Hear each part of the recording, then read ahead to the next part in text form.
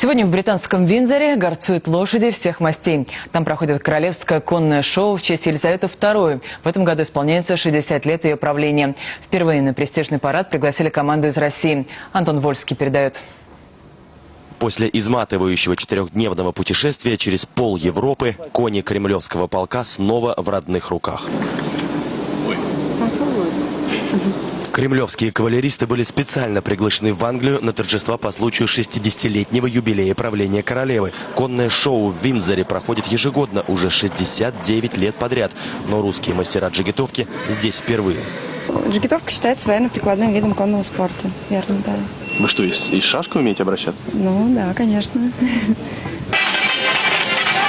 Русскую команду, которая выступает почему-то под лезгинку, здесь называют просто «кремлевские казаки». В отличие от других участников шоу, русское кавалерийское мастерство прежде всего боевое. Большинство номеров исполняется с холодным оружием.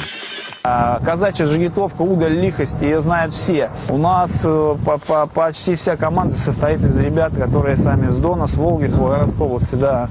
Но по духу здесь все казаки. Более 3000 лошадей и еще больше наездников собрались в эти дни в Виндзоре. Команда из Омана привезла более сотни арабских скакунов, а всадники – всех своих жен. Чилийские ковбои поставили целый спектакль о завоевании Латинской Америки конкистадорами.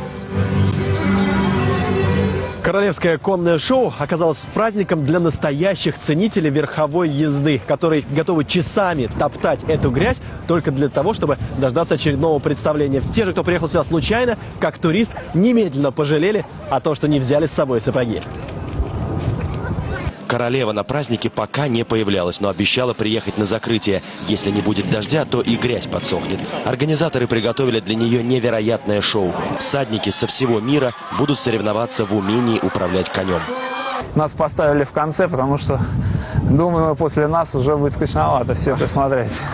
Для российских кавалеристов это первый опыт выступления на столь крупном шоу и уникальная возможность прославить свое искусство, что не осталось незамеченным. Русская команда уже была приглашена на показательные выступления в Индии. Вот только добираться туда намного сложнее. Антон Вольский, Максим Катаев, Юлия Гапонова, НТВ, Лондон.